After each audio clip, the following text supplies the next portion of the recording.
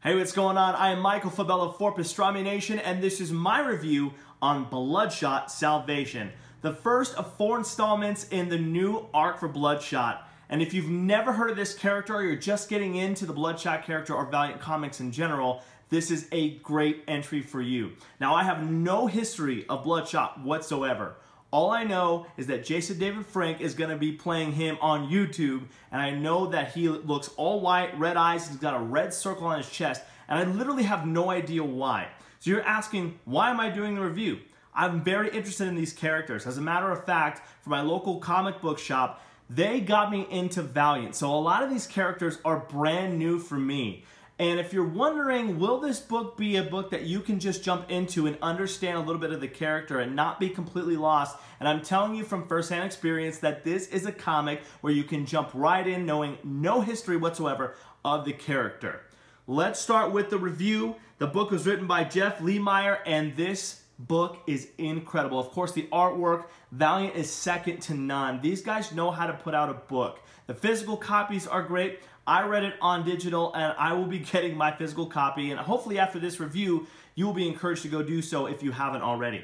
So let's start out with, well, what the comic book starts out with, and that is in the middle of Minnesota. We have nowhere or no reason why we're here. We just have a forest background, but it's sometime in the winter. It is a whiteout snow setting, and there's this girl just in the middle of the snow by herself. Then we find that there's some guys that are masked, kind of look like they're gonna mug or rob a store, maybe a bank, and these guys are after her. Little do we know that she's a very important person to Bloodshot. We find that out later on in the comic. But this girl's by herself. She looks like she knows what she's doing. As a matter of fact, her skin is white with red eyes, so you go, maybe she's related. Could it be a daughter? Well, we're going to find out. As we read on the comic, she puts up a pretty good fight before the guys capture her, and then out of nowhere, we've got a gunshot to the head of one of these guys trying to capture this little girl. Soon we find out that that is actually her mother, and her mother's name is Magic. But why are these two characters significant in this comic? Well, after it gives you the title, Bloodshot Salvation, the Book of Revenge, it goes to Michigan, where it's some normal-looking guy with this white dog and a red eye. Now, maybe you might know who this is if you know the history of the character. But again, I have no idea. This is my first go-around with Bloodshot. He's just simply driving with groceries in his car with his dog with a red eye, and he's driving around, pretty much looking at these events that are happening.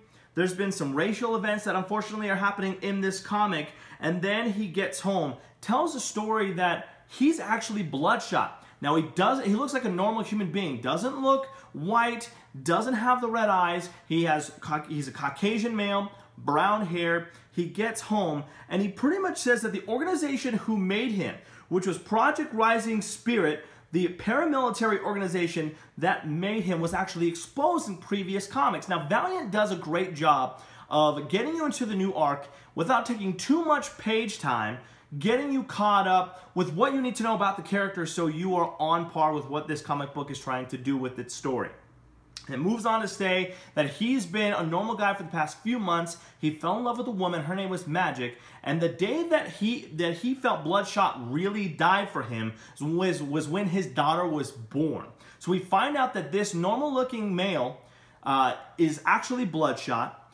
The organization who made him an assassin is no longer and was exposed. Don't know why, but we know it is. And we know that he has a daughter. Now, he comes home to find his wife on the phone with someone who she describes as a telemarketer. Wasn't a telemarketer. They get into a little altercation. She's tired. He takes the baby, which we find out the baby's name is Jessie. And he's taking care of her. You can tell that she's the apple of his, she is the apple of his eye, right? Then the phone rings while his wife Magic is sleeping. He finds on the phone that it's someone looking for her, asks how he got this number, and this guy in the other phone looks like he has a scarred up face, pretty much tells him that he is her daddy, and whenever she's ready to come home, to let Magic know to tell him so that he can come and get her. So who is this guy? Does this guy have anything to do with the organization Bloodshot used to be involved with? We really don't know.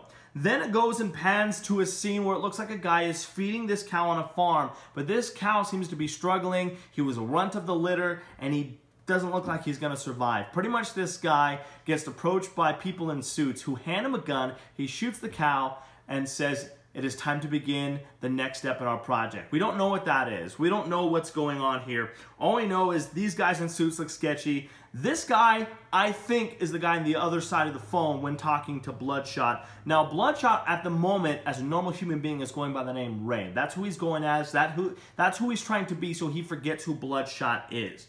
We do find out after this phone conversation, he gets a little upset, and he asks his wife who that person was. She tells him that is a very bad man, did some things that hurt her in the past. He gets angry, turns into Bloodshot, so all of a sudden, this guy who had normal skin, brown hair, turns into Bloodshot, ready to kill somebody. Matter of fact, he says he's going to kill him. She explains, "Ray, this is why I didn't tell you.